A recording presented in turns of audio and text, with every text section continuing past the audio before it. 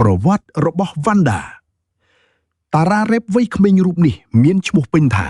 Man Vanda កើតនៅថ្ងៃទី22ខែមករាឆ្នាំ1997នៅខេត្តព្រះសីហនុគាត់ស្ថិតនៅក្រោមស្លាកតន្ត្រីផលិតកម្មបារមី Production ចាប់តាំងពីឆ្នាំ2019រហូតដល់បច្ចុប្បន្នបន្ថែមពីលើការរ៉េបគាត់ក៏ជាអ្នកនិពន្ធអ្នកផលិតតន្ត្រីនិងជាតារាចម្រៀងផងដែរ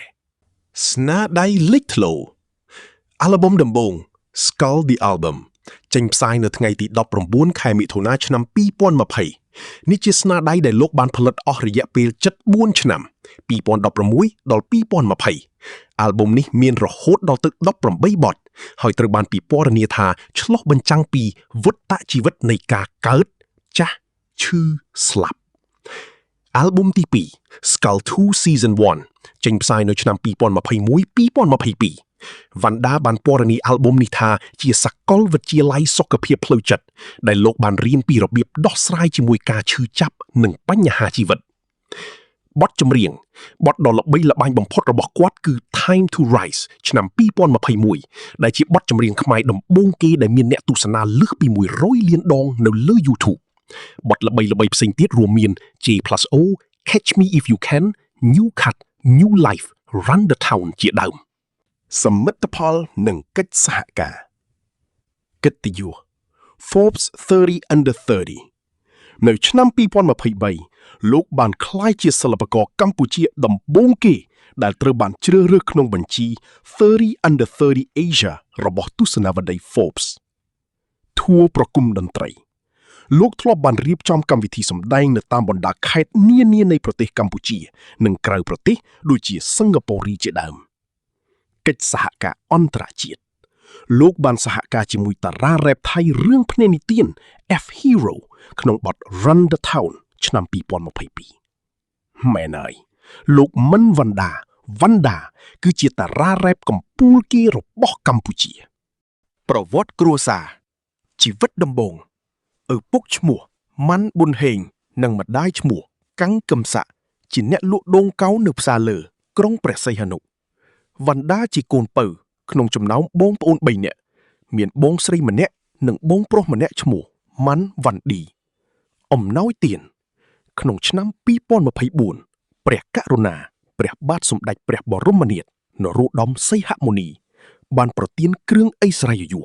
នាមមន្ត្រីនៃគ្រឿងឥស្សរិយយសព្រះរាជាណាចក្រកម្ពុជា KCM ជូនលោកដើម្បីជាកិត្តិយសដល់ស្នាដៃសិល្បៈផែនការថ្មី2025-2026ត្រីវិស័យនិងការវិវត្តអាល់ប៊ុមទី3ត្រីវិស័យលោកបានបង្ហាញអាល់ប៊ុមគំនិត concept album ជា3ដំណាក់កាលដើម្បីបង្ហាញពីត្រីវិស័យនៃជីវិតការចេញផ្សាយត្រីវិស័យ1 The Search for Light ចេញផ្សាយថ្ងៃទី14មិនិនា2025ត្រីវិស័យ2 Burn Like the Sun ចេញផ្សាយថ្ងៃទី21មិនិនា2025ត្រីវិស័យ3 Return to Suvarnabhumi ចេញផ្សាយថ្ងៃទី1ឧសភា2025កិច្ចសហការក្នុងត្រីវិស័យ Smoke Up សហការជាមួយតារារ៉េបថៃយ៉ាងអូម Love Sick Blue សហការជាមួយតារាចម្រៀងឡាវ Thin Lampon Zert សហការជាមួយតារាកម្ពុជា Norit ពានរង្វាន់ផ្សេងទៀតបទ Time to Rise បានបំបែកកំណត់ត្រាមានអ្នកមើលជាង130លានដងនៅលើ YouTube គម្រោង Time to Rise ក៏បានឈ្នះពានរង្វាន់យុទ្ធនាការទីផ្សារប្រចាំឆ្នាំ2022ពី CMO Asia ប្រទេសសិង្ហបុរីសមិទ្ធផលអន្តរជាតិ Asian State of Mind បទនេះជាការសហការដ៏ធំមួយជាមួយតារាល្បីៗដូចជា J Park កូរ៉េអាមេរិក Avik ជប៉ុន KRSNA ឥណ្ឌានិង Masive ចិនសម្ដែងនៅព្រឹត្តិការណ៍អូឡ িম্প ិក Paris 2024លោកបានក្លាយជាសិល្បករកម្ពុជាម្នាក់ក្នុងចំណោម 2-3 នាក់ដែលបានឡើងសម្ដែងនៅក្នុងពិធីបិទកីឡាអូឡ িম্প ិកដោយបង្ហាញពីក្បាច់រាំបុរាណនិងសម្លៀកបំពាក់ប្រពៃណីខ្មែរសកម្មភាពសង្គមនិងមនុស្សធម៌សារសន្តិភាពក្នុងខែធ្នូឆ្នាំ2025 Vanda បានប្រើប្រាស់វេទិការបស់ខ្លួនដើម្បីអំពាវនាវរកសន្តិភាព គាត់បានលើកឡើងពីការឈឺចាប់របស់ប្រជាជន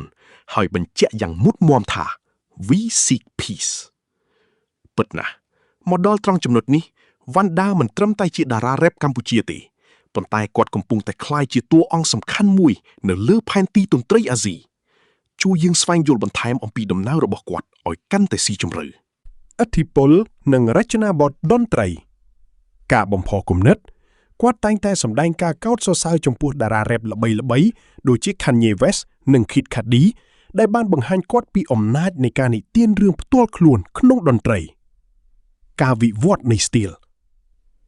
ថ្មីនៅក្នុងបទ New Cut ឆ្នាំ2026បដូរពីការរ៉េបខ្លាំងរហ័សមកប្រើទឹកដូមសំឡេងដែលទន់ភ្លន់និងរំកិលទៅតាមចង្វាក់ Trap Drill ដែលនឹកឃើញដល់សិល្បករដូចជា Don Toliver ស្នាដៃថ្មីនៅឆ្នាំ2026បទថ្មី New Cut ចេញផ្សាយនៅថ្ងៃទី25កុម្ភៈឆ្នាំ2026បទនេះបន្តនិទានអំពីភាពជោគជ័យនិងទំនុកចិត្តលើខ្លួនឯងប៉ុន្តែក៏មានលីលំនឹងភាពអត់ធន់និងការប្រតិប្រទះផងដែរ EP Neon Light ចេញផ្សាយនៅថ្ងៃទី22មករាឆ្នាំ2026កិច្ចសហការអន្តរជាតិឆ្នាំ2025គឺជាឆ្នាំដែលវ៉ាន់ដាបង្ហាញខ្លួនលើឆាកអន្តរជាតិកាន់តែច្បាស់តាមរយៈ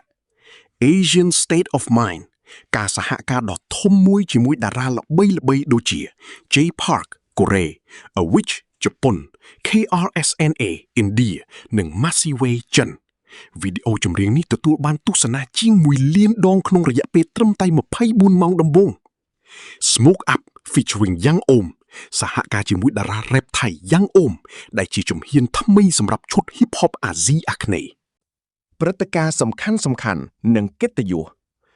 ពិធីបិទកីឡាអូឡ িম্প ពិកទីក្រុងប៉ារីស2024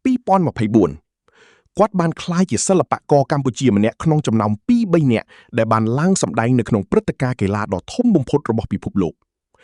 កិត្តិយស Forbes 30 Under 30 Asia គាត់គឺជាសិល្បករកម្ពុជាដំបូងគេដែលទទួលបានកិត្តិយសនេះដោយសារការលាយបញ្ចូលគ្នារវាងទំនុកច្រៀងខ្មែរនិងអង់គ្លេសព្រមទាំងការប្រើប្រាស់ឧបករណ៍ប្រពៃណីខ្មែរក្នុងតន្ត្រីរបស់គាត់ជាបស្ញូបបន្ថែមពីលើតន្ត្រីអាជីវកម្មគាត់និងក្រុមការងារបានប្រែប្រាស់កេរ្តិ៍ឈ្មោះរបស់គាត់ទៅជាអាជីវកម្មដោយចាប់ដៃគូជាមួយម៉ាកស្រាបៀរកម្ពុជា Hanuman និងនាឡិកា Classy កម្ពស់ 1.74 ម៉ែត្រ 5 feet 9 inches ទស្សនវិស័យបើក្រឡេកទៅមើលអនាគតវ៉ាន់ដាបានបង្ហាញថាសិល្បៈរបស់គាត់មិននៅស្ងៀមឡើយគម្រោងធំបំផុតរបស់គាត់នាពេលថ្មីៗនេះគឺ album គំនិត concept album ឈ្មោះ ត្រីវិស័យមានន័យថាត្រីវិស័យ album នេះត្រូវបានបែងចែកជា3ដំណាក់កាលត្រីវិស័យ1 The Search for Light ចេញផ្សាយថ្ងៃទី14មីនា2025មានបទដូចជា Out of My Mind Smoke Up និង PTSD ជាដើមត្រីវិស័យ2 Burn Like the Sun មានសំឡេងទុកកង្វល់និងធ្ងន់ជាងផ្នែកទី1ត្រីវិស័យ3 Return to Sovanapum ស្វែងយល់ពីអត្តសញ្ញាណនិងគោលបំណងរបស់វ៉ាន់ដាដោយភ្ជាប់អតីតកាលនិងអនាគតរបស់គាត់ការចាប់ផ្ដើមនិងឥទ្ធិពលដំបូងការចាប់ផ្ដើមវ៉ាន់ដាចាប់ផ្ដើមពិសោធន៍តន្ត្រីឲ្យបានធ្ងន់ធ្ងរតាំងពីឆ្នាំ2016ពេលកំពុងរៀននៅវិទ្យាល័យក្នុងស្រុកកំណើតខេត្តព្រះសីហនុតួឯកនៅលើឆាកលោកធ្លាប់បានសម្ដែងនៅវគ្គផ្ដាច់ព្រាត់នៃកម្មវិធី Rap Viet Season 3 នៅប្រទេសវៀតណាមជាមួយតារារ៉េបស្រី Suboy ក្នុងនាមជាអ្នកផលិតលោកក៏បានដើរតួជាអ្នកផលិតកម្មឲ្យកម្មវិធី The Rapper Cambodia Season 1 ដែលចាក់ផ្សាយតាមរយៈ Bayong TV ផងដែរស្នាដៃក្រៅពីតន្ត្រីរៀបការបងប្រុសលោកធ្លាប់បានបង្ហាញខ្លួនក្នុងពិធីមង្គលការរបស់បងប្រុសនាពេលកន្លងមកសមិទ្ធផលសំខាន់ការផ្សាយពាណិជ្ជកម្មលោកកំពុងទទួលបានកិច្ចសហការផ្នែកពាណិជ្ជកម្មជាមួយម៉ាកល្បីៗដូចជា Hanuman Beer, Classy Watches និង Vivo ជាដើមទស្សនវិស័យនិងសម្រង់ពាក្យសំខាន់វ៉ាន់ដាបានបង្ហាញពីបំណងប្រាថ្នារបស់ខ្លួនក្នុងការលើកកម្ពស់សិល្បៈខ្មែរទៅកាន់ឆាកអន្តរជាតិជានិច្ចហើយគាត់ផ្ទាល់ក៏ធ្លាប់បាននិយាយថា I made return to Sovanapum for my people. We've been through war, pain, and erasure, but we've never given up. That spirit is in me. Every time I rap or produce with our sounds and soul, it's not just for me. It's for every Khmer kid who never saw themselves reflected in the world. This album is our voice now.